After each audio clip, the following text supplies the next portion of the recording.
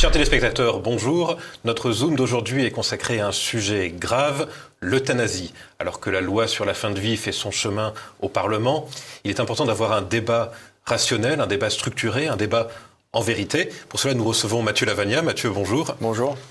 Alors, vous nous présentez votre livre intitulé « L'euthanasie en débat », avec pour sous-titre « Peut-on donner la mort par compassion ?», un ouvrage publié aux éditions Salvator. Alors, l'idée est d'avoir un débat rationnel autour de ce sujet d'actualité. Commençons d'abord par une simple définition des termes. Qu'est-ce que c'est que l'euthanasie? Qu'est-ce que c'est que le suicide assisté? Et qu'est-ce que c'est que ce qu'ils appellent l'aide à mourir? Oui. Alors c'est toujours bien dans un débat de société comme ça de bien commencer par redéfinir les termes pour savoir vraiment de quoi on parle. L'euthanasie au sens large, c'est l'acte qui consiste à provoquer intentionnellement la mort d'un patient en vue d'abréger ses souffrances. Alors on distingue l'euthanasie active et l'euthanasie passive. L'euthanasie active, ça va consister à provoquer activement la mort de ce patient en question, donc souvent en administrant un sérum. Et puis l'euthanasie passive, ça va être consister à administrer indirectement la mort du patient. Donc ça peut être un acte par omission, par exemple, si je retire à quelqu'un son oxygène ou l'hydratation et que j'ai l'intention que cette personne finisse par en mourir. C'est ce qu'on appelle une euthanasie, mais dans ce cas-là, elle sera passive. Donc ça, c'est pour l'euthanasie, l'acte de provoquer intentionnellement la mort d'un patient. Ça se distingue du suicide assisté. Le suicide assisté, c'est le patient qui s'auto-administre la mort et donc, par exemple, qui va prendre le médicament pour se tuer lui-même sous la surveillance du médecin. Et donc, la différence entre euthanasie et suicide assisté, c'est que dans le cas de l'euthanasie, c'est le médecin qui administre directement la mort. Et dans le suicide assisté, c'est le patient qui s'auto-administre la mort. Oui, le médecin étant là juste pour superviser, voilà, en fait. Exactement. Donc en fait, dans ce livre, vous pointez surtout un argument central qui devrait normalement orienter le débat sur l'euthanasie. Oui, l'idée c'est de dire, réfléchissons à ce qu'implique la légalisation de l'euthanasie. L'euthanasie, au sens strict, ça revient à commettre juridiquement ce qu'on appelle un homicide volontaire. Un homicide volontaire, ça veut dire tuer directement et délibérément une personne humaine innocente. Et c'est incontestable, c'est-à-dire que même les partisans de l'euthanasie admettent dans leurs propres écrits que pratiquer l'euthanasie, c'est administrer directement la mort aux patients. C'est par définition, c'est lié à la définition. Alors la question c'est, est-ce que cette mise à mort est acceptable? Moi je dirais que tant qu'on n'a pas de bonne raison de remettre en cause le principe général qui dit que l'homicide volontaire doit être illégal, je pense que c'est un principe qui régit toute société. Tant qu'on n'a pas de bonne raison de remettre en cause ce principe, on doit considérer que le principe de l'illégalité du meurtre doit s'appliquer tout le temps, par défaut. Et donc c'est les partisans de l'euthanasie qui ont la charge de la preuve dans ce débat et qui doivent nous apporter des raisons positives pour essayer de justifier la légalisation de l'homicide volontaire dans certaines circonstances. Parce que selon le code pénal actuel, l'article 221.1, le meurtre est défini comme le fait de donner volontairement la mort à autrui. Or, l'euthanasie consiste à donner volontairement la mort à autrui. Et donc, juridiquement, du point de vue du code pénal actuel, légaliser l'euthanasie, ça serait équivalent à légaliser le meurtre. Et donc moi, ce que je dis aux partisans de l'euthanasie, c'est à vous de nous apporter des raisons positives de modifier ce principe général de l'illégalité du meurtre. Et donc, après, je traite évidemment dans un second temps de leurs objections sur l'argument de la souffrance, l'argument de la liberté, etc. Oui, en fait, il faudrait qu'ils apportent un argument comparable à ceux qu'on apporte pour justifier qu'on puisse tuer en légitime défense, qu'on puisse tuer à la guerre, qu'on puisse tuer dans les pays où c'est légal, du moins par la peine de mort. Alors c'est pour ça que j'ai bien fait attention à dire que ça devrait être illégal de tuer délibérément une personne innocente. Et j'ai bien mis le mot innocent parce que effectivement il y a des exceptions par rapport au fait de tuer. Et comme vous l'avez dit très justement, en cas de légitime défense, on peut repousser légitimement l'agresseur qui vient porter atteinte soit à notre intégrité personnelle, soit à celle de notre famille, par exemple, ou à nos proches. La légitime défense consiste à tuer quelqu'un qui est coupable. La guerre, pareil, quand on tue en cas de guerre, on tue quelqu'un, en tout cas dans le cadre d'une guerre juste, on tue quelqu'un qui est coupable d'un crime, de s'être attaqué à notre pays. Et dans le cas de la peine de mort, on tue quelqu'un qui est coupable aussi d'un crime. Donc c'est très différent entre le fait de tuer quelqu'un qui est coupable de quelque chose et quelqu'un qui est innocent. Dans l'euthanasie, là, c'est quelque chose qui est différent de nature, parce qu'on tue un innocent. Alors voilà, il faudrait qu'ils apportent en fait des arguments assez solides. Et le problème, c'est nous sommes dans une véritable société du mensonge. Ils ont quand même fait l'exploit d'une proposition de loi où le mot euthanasie n'est même pas employé. On parle d'aide à mourir. Alors, d'où l'importance d'avoir un débat en vérité. Exactement. Et moi, je pense que le débat n'est pas en vérité parce que le langage est galvaudé par ceux qui veulent faire passer la loi. Justement, comme vous l'avez très bien dit, ils n'emploient pas les vrais termes qui sont euthanasie, suicide assisté, parce que ces termes, ils sont susceptibles de choquer l'opinion publique. Et c'est des termes assez cash, assez rudes. Et donc, ils préfèrent employer des termes plus doux, susceptibles d'apaiser l'opinion publique avec ce terme d'aide active à mourir. Et en fait, c'est quelque chose de déguisé pour dire que on va tuer la personne. Et donc, présenter la mise à mort comme une aide, c'est ça qui est bizarre philosophiquement, parce qu'une aide, qu'est-ce que c'est aider quelqu'un en philosophie? C'est améliorer sa condition, c'est rendre cette personne meilleure. Donc la finalité de la médecine, c'est d'améliorer la condition du patient, c'est pas de détruire la vie du patient. Et donc présenter le meurtre comme une aide, c'est là où on voit toute la perversion du langage qui est employé par nos adversaires. Alors, Jean, vous détricotez le langage trompeur, donc tous les mots qui sont couramment employés, compassion, c'est d'ailleurs le sous-titre de votre livre, aide à mourir, mourir dans la dignité, ce qui est très grave, parce que ça sous-entendrait qu'une personne gravement malade n'aurait plus de dignité, n'aurait plus de dignité intrinsèque. Si on dit qu'avoir recours à l'euthanasie, c'est mourir dans la dignité, qu'est-ce que ça veut dire? Ça veut dire que ceux qui refusent de faire appel à cette aide active à mourir, ils meurent dans l'indignité, parce qu'ils ont refusé de faire appel à cette aide active à mourir. Donc c'est violent en fait pour ceux qui sont handicapés par exemple, ou qui sont en fin de vie et qui disent « Non, moi je veux mourir d'une mort naturelle », dire légalisons l'euthanasie pour mourir dans la dignité, ça sous-entend qu'eux vont mourir dans l'indignité. Et donc c'est un message hyper violent qu'on renvoie dans la société en employant ces termes. En fait, en prétendant apporter une aide, en prétendant apporter une compassion, finalement ils en viennent à culpabiliser certaines personnes, parce qu'une personne qui serait paralysée, ou qui serait âgée et en proie à une maladie d'Alzheimer, pourrait sincèrement penser qu'elle n'est plus digne. D'ailleurs, vous donnez cet exemple, dans un pays où l'euthanasie a été légalisée, un homme relativement âgé allait même jusqu'à demander à son médecin « Est-ce que j'ai encore le droit de vivre ?» suite aux pressions de ses proches. C'est ça. Alors ça, c'était en Belgique. C'est Tugdual-Derville qui rapporte cette anecdote d'un médecin, d'un patient qui aurait dit à son médecin « Docteur, ai-je le droit de vivre encore un peu ?» Sous-entendu, il y a une forme de pression, d'incitation à demander l'euthanasie dans certains pays qui l'ont légalisé, parce que c'est devenu la norme finalement. Quand l'État propose quelque chose comme étant légal, les gens ne se posent pas forcément la question et se disent puisque c'est légal, alors c'est que ça doit être un choix légitime que je devrais considérer. Je devrais me poser la question pour moi-même. Et donc on voit les augmentations drastiques des euthanasies et même ceux qui culpabilisent devant leur famille de ne pas demander l'euthanasie, parce que parfois ça pourrait aider certaines familles pour des raisons financières, par exemple pour l'héritage que je donne à mes petits-enfants, de demander l'aide active à mourir pour qu'ils aient l'héritage plus vite. Il peut y avoir des dépressions aussi qui sont faites dans un sens comme dans l'autre pour inciter ses parents ou ses grands-parents à demander la mort. Et donc, moi j'espère qu'en France, on devrait, en tout cas je pense qu'en France on devrait éviter ça. Alors il faut l'éviter, parce que est-ce que vous pensez qu'avec cette proposition de loi qui va venir, on va l'éviter? Je suis assez pessimiste malheureusement, parce que, alors là, même si ça a été accepté à l'Assemblée le 27 mai dernier, ça devrait passer au Sénat à la rentrée. Et le Sénat étant un peu plus conservateur que l'Assemblée, ça devrait pouvoir revenir à l'Assemblée. Il pourrait y avoir une alternance, en tout cas c'est pas sûr. On ne peut pas faire de politique fiction, mais le Sénat pourrait en tout cas faire blocage, ou en tout cas détricoter très largement le texte. Oui. Bon. Est-ce que ça empêcherait cette loi de passer? Bon, ça, nous verrons bien. Mais bon, pour l'instant, on n'en est pas encore là. Et là, on a un texte qui est très permissif parce que l'euthanasie sera considérée comme une mort naturelle. Ils vont même pas, ils vont attribuer le décès de cette personne à une mort naturelle. Ce qui est, encore une fois, on ment sur les mots, ce que signifie le sens des mots. Quelqu'un qui meurt par euthanasie n'est pas mort d'une mort naturelle, c'est évident. Alors, justement, dans le cadre de la perversion des sens des mots, les militants pro-euthanasie vont souvent dans l'inversion accusatoire, disant que ceux qui défendent la vie seraient inhumains, que refuser l'euthanasie à quelqu'un serait inhumain. Eh oui, parce qu'ils utilisent le fameux argument de la souffrance. Autrement dit, vous, les anti-euthanasie, vous voulez laisser les gens mourir dans d'atroces souffrances à l'hôpital. C'est inhumain de faire cela. Ce à quoi je répondrai, évidemment que non. Nous aussi, en s'opposant à l'euthanasie, on s'oppose aussi à ce que les gens meurent dans des hôpitaux de manière inhumaine. Tout le monde est d'accord là-dessus en réalité, parce que nous on fait la promotion des soins palliatifs. Les soins palliatifs aident aujourd'hui à supprimer la douleur physique et psychique, parce qu'il y a à la fois un accompagnement médical et à la fois un suivi psychique, psychologique chez ces personnes en fin de vie.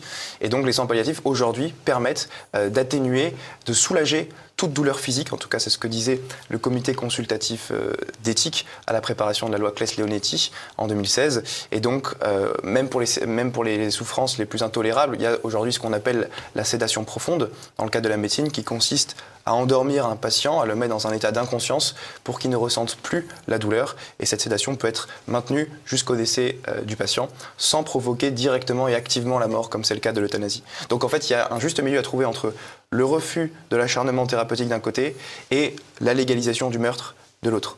Voilà. Oui, c'est-à-dire que cette question des soins palliatifs, elle était d'ailleurs dans une autre proposition de loi qui était débattue au même moment, ce qui est quand même assez paradoxal.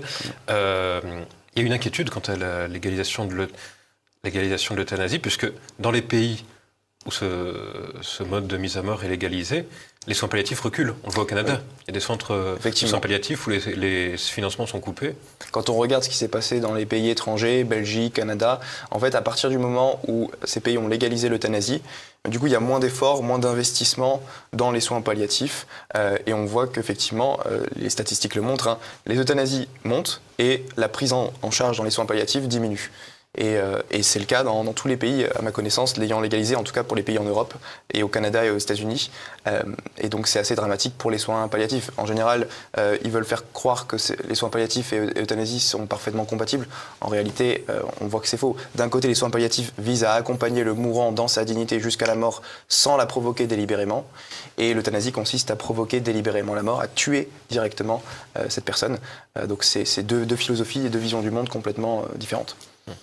Alors, la question de la souffrance, ça nous fait revenir à ce chapitre intitulé « Réfutation de quelques affirmations courantes », parce qu'effectivement, il y a souvent des arguments qui relèvent un peu parfois de la discussion de comptoir, des affirmations selon lesquelles l'euthanasie serait une minorité de cas, selon lesquelles si on ne légalise pas l'euthanasie, les gens iront la demander ailleurs. Bon. Et en fait, à chaque fois, vous revenez sur ces arguments qu'on entend souvent, et qu'est-ce qu'il faut répondre à tout ça ? Les arguments qu'on entend le plus souvent, c'est effectivement, comme vous disiez, ça sera une minorité de cas, ou alors les gens iront voir ailleurs.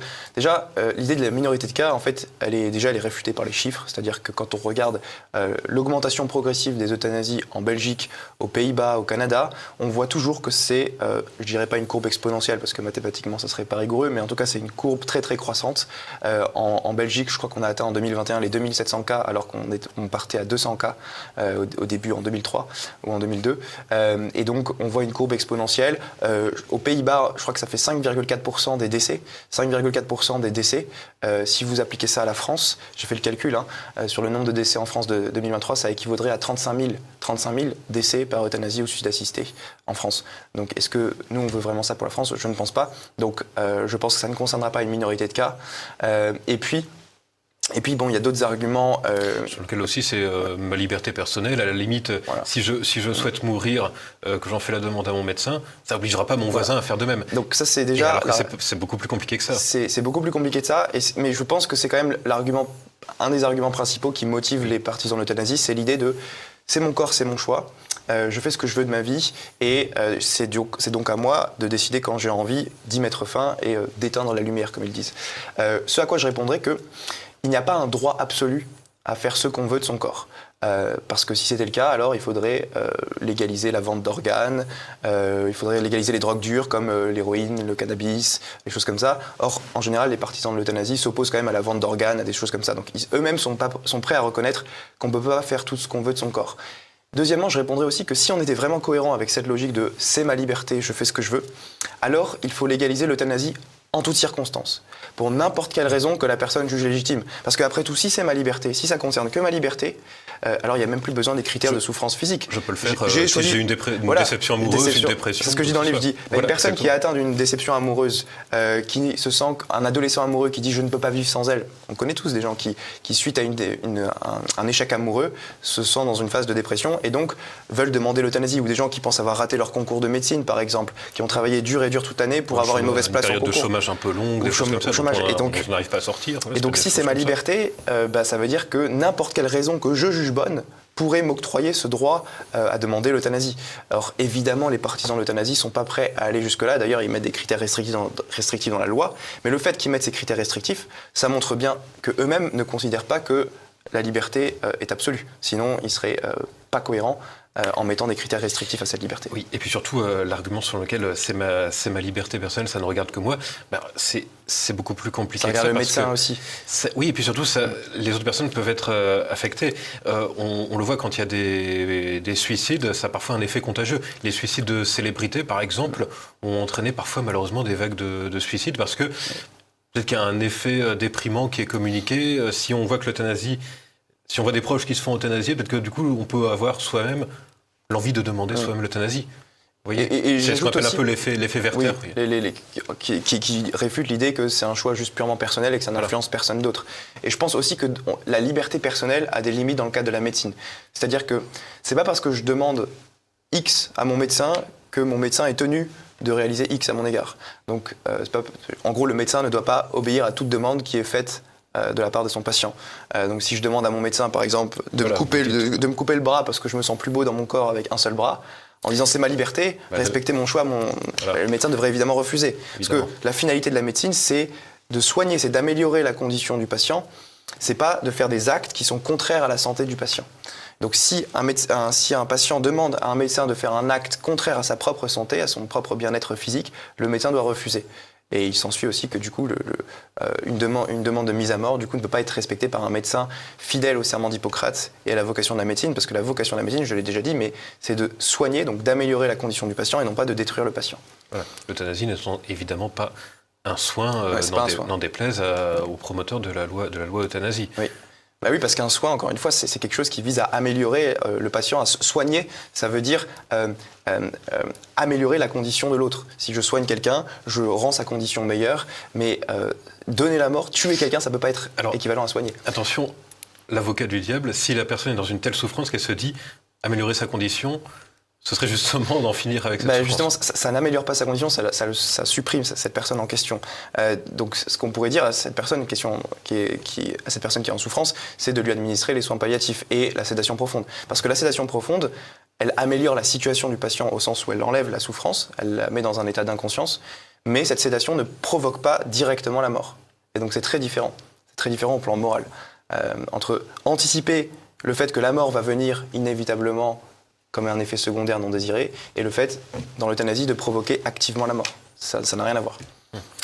Alors, un mot que vous évoquez assez longuement à la fin de votre ouvrage, l'aspect religieux, parce que comme dans la quasi-totalité de votre livre, on voit bien que c'est un débat aconfessionnel, c'est un débat rationnel, Hippocrate étant un grec ayant vécu au 5e siècle avant Jésus-Christ, donc en effet on est bien dans un débat qui n'a rien de religieux, et pourtant, très souvent des militants en viennent à nous tendre le piège de la confessionnalisation du débat. Oui. Je ne suis pas croyant, donc que les croyants soient contre l'euthanasie, ça les regarde, mais quand on est dans un état laïque, une société laïque, pourquoi être contre l'euthanasie? Voilà, vous détricotez ça, bien sûr. Oui, alors je donne évidemment à la fin, dans une annexe à part du livre, les positions des différentes religions, des différentes confessions, mais je dis bien dans le livre que la position sur l'euthanasie, elle n'est pas religieuse en tant que telle. Comme vous l'avez bien dit, Hippocrate, au IVe siècle avant Jésus-Christ, c'est pas un chrétien intégriste. Hein. c'est quelqu'un qui a compris ce qu'est la finalité de la médecine, et donc le serment d'Hippocrate que disent tous les médecins avant d'exercer leur profession, ce n'est pas une confession religieuse. Même le Code de santé publique aujourd'hui dit que le médecin n'a pas le droit de provoquer intentionnellement la mort. Je ne pense pas qu'on puisse accuser le Code de santé publique d'être un intégriste religieux. Pareil pour le Code pénal et pour la Déclaration universelle des droits de l'homme. Est-ce qu'on va dire que c'est quelque chose de religieux? Je ne pense pas. Je pense qu'il y a plein de personnalités qui s'opposent à l'euthanasie, même s'ils ne sont pas chrétiens. Michel Houellebecq en est un bon exemple. Michel Houellebecq pense qu'une civilisation qui légalise l'euthanasie perd tout son droit au respect, comme il le dit. Michel Houellebecq, encore une fois, c'est pas un chrétien. Il n'y a pas la foi. Donc c'est pas parce qu'on croit, on n'a pas besoin de croire en la Bible ou au Coran ou je sais pas quoi pour s'opposer à la légalisation de l'homicide volontaire. Donc je ne pense pas que c'est une erreur en tout cas de réduire ça à une question purement religieuse. Oui, en fait souvent les meilleurs opposants à l'euthanasie sont très souvent les praticiens, sont souvent les médecins. Ils disent que cet acte serait extrêmement douloureux, extrêmement violent pour eux. Contraire à leur vocation de médecin, parce que moi, en tout cas, si je faisais des études de médecine et je voulais devenir médecin, ça serait pour soigner des gens, pour les accompagner jusqu'au bout. Ça serait pas pour pour tuer mes propres patients. Donc je pense que les médecins, d'ailleurs je crois que la majorité des médecins quand même s'opposent à cette loi, en tout cas la loi Falorni telle qu'elle a été proposée. Il y a le comité consultatif de l'ordre des médecins qui avait fait un rapport en 2022 pour dire que majoritairement ils s'y opposaient. Et je comprends que pour eux ça pose un gros problème de conscience. Donc effectivement. Alors, il y a 2 points sur lesquels il est important de retenir dans cette proposition de loi. C'est le cas de l'objection de conscience, qui finalement est malmenée, puisque les médecins sont obligés de diriger le patient vers un autre praticien qui lui accepterait de faire la piqûre fatale. Et il y a aussi le cas du délit d'entrave, qui est comparable au délit d'entrave à l'avortement. Oui. Alors, que peut-on dire là-dessus de cette véritable dérive liberticide ? On peut dire sur l'objection de conscience que ce n'est pas une vraie objection de conscience parce que du coup les médecins vont devoir transmettre le dossier à quelqu'un d'autre et donc ça revient à collaborer au meurtre de quelqu'un en disant moi à titre personnel je suis contre le fait de commettre un homicide volontaire à l'égard de mon patient mais du coup je transfère cette charge de commettre l'homicide volontaire à quelqu'un d'autre et donc je collabore quelque part en transférant le dossier. Donc c'est pas un vrai respect de la conscience du médecin que de lui imposer ça, de lui imposer de transférer le dossier. Déjà je répondrai ça sur l'objection de conscience et aussi l'objection de conscience, les médecins qui en font usage dans d'autres pays ils sont parfois marginalisés ou ils ont plus de mal à être recrutés, donc ça pose aussi un problème. Mais pour moi le plus choquant dans cette histoire c'est la loi sur le délit d'entrave. Parce que la loi sur le délit d'entrave reprend ce qui a été fait pour l'avortement, 2 ans d'emprisonnement possible et 30 000 € d'amende pour toute personne qui exercerait des pressions morales ou psychologiques chez une personne pour la convaincre de ne pas avoir recours à l'aide active à mourir. Et ça, en fait, si je dis à ma grand-mère qui s'apprête à demander l'aide active à mourir demain, je lui dis « mais non, surtout ne fais pas ça, tu vas le regretter, ça va être la plus grande erreur de ta vie », j'exerce une pression morale ou psychologique sur elle. Et donc, selon la loi, en tout cas, prise comme ça en tant que telle, je pourrais être condamné à la prison. Ça peut tomber sous le coup de la loi. C'est évident quand on a des proches qui demandent l'euthanasie, on a envie de tout faire pour les en dissuader. Et comme lorsque vous avez un proche qui veut se jeter par la fenêtre. Voilà. On est dans une contradiction flagrante. On veut légaliser le suicide assisté et d'un autre côté on fait des politiques de prévention du suicide. Oui, ça n'a pas de sens. Ça n'a aucun sens. Alors, un point sur lequel il est important de revenir, c'est le fait que ce débat, au fond, nous concerne tous. Même quand on est jeune, en bonne santé, bien portant, demain, vous comme moi pourrons avoir un accident de voiture et se retrouver confronté à cette question. Donc, il est vraiment important de dire que c'est un sujet qui va changer toute la société. Et puis nos proches peuvent être concernés aussi, c'est-à-dire que moi je suis jeune, ok, j'ai 26 ans, je ne serai pas concerné peut-être demain parce que je suis jeune, mais j'ai des grands-parents, j'ai des gens qui seront, ou j'ai des amis handicapés qui eux, pour le coup, peuvent être directement concernés par cette loi. Et donc même si moi je ne suis pas touché directement, ça touche mes proches. Et donc en fait ça influe toute la société. C'est une erreur de dire, vu que je ne suis pas concerné directement, je n'ai pas à me préoccuper de ce débat qui pour moi est un enjeu central pour la société parce que ça dit quand même ce que la société considère comme étant la vraie dignité humaine. Je pense qu'une société qui est fidèle à la Déclaration universelle des droits de l'homme de 1948 doit considérer que, justement, comme dit l'article 3, tout individu a un droit à la vie et au respect et à la dignité de sa personne. Et donc, je pense que cette dignité humaine est inaliénable et qu'une société qui revient là-dessus, en fait, contredirait la Déclaration des droits de l'homme. Or, ça serait contradictoire pour notre République laïque parce qu'elle affirme adhérer à cette Déclaration des droits de l'homme. Donc, elle ne pourrait pas légaliser l'euthanasie sans s'auto-contredire dans ses principes fondamentaux. Oui, mais d'ailleurs, cette législation enfreint en fait tous les grands principes de la République, précisément la Convention européenne des droits de l'homme aussi est totalement bafouée là-dessus. Le code pénal aussi. Donc ils sont en plein dans leur contradiction. Même le code pénal, on se dit le code pénal ça peut se réformer, mais la Déclaration universelle des droits de l'homme, la Convention européenne des droits de l'homme, ça a presque une valeur sacrée pour les républicains laïcards. Ouais. Donc on est effectivement en plein paradoxe. Que répondre dans le cas extrême, si on vous dit, mais si c'est juste dans le cas de la personne qui ne peut plus parler, qui est inconsciente, ou c'est vraiment le cas infime? Je dirais que déjà la loi n'est pas faite pour traiter des cas infimes. Alors je m'y oppose moi évidemment parce que je pense que le meurtre doit être illégal en toutes circonstances et que cette personne, même si elle ne peut pas parler, elle ne perd pas pour autant sa dignité parce que sa dignité, elle est intrinsèque à cette personne et donc elle ne dépend pas des capacités physiques ou psychiques. Mais même en admettant que ce n'était pas le cas, une loi, elle est faite pour traiter des cas généraux, pas pour se focaliser sur des cas particuliers.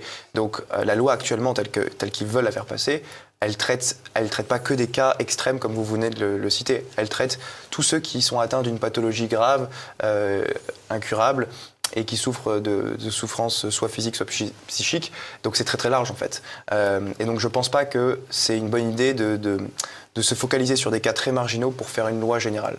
De la même manière, si je prends une analogie, c'est pas parce que de temps en temps j'ai besoin de rouler à 150 sur l'autoroute parce que je dois amener ma fille à l'hôpital que la loi générale doit étendre ça jusqu'à 150 et modifier le principe général. Évidemment, je ne justifie pas l'euthanasie dans ces cas extrêmes aussi, mais je dis qu'une loi, de toute façon, elle est faite pour encadrer le cas général et elle doit servir d'exemple aussi. Donc si je dis, dans certains cas, on a le droit de tuer telle catégorie de personnes à partir de tel niveau de déficience physique, ça sépare l'humanité en deux catégories.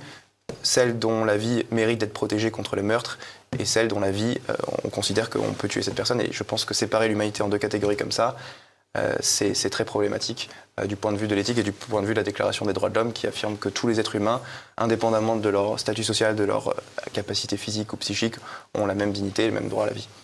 En fait, là, on est sur un débat qui sert finalement à définir ce que c'est que la dignité et même à définir ce que c'est que l'homme, finalement. Je suis bien d'accord. Voilà. Bon, écoutez, en tout cas, merci beaucoup Mathieu Lavagna pour ce livre qui est très, très accessible. Donc, c'est publié aux éditions Salvator et ce sera bien sûr en ligne sur la boutique de TVL. Voilà, merci à vous. Je vous remercie.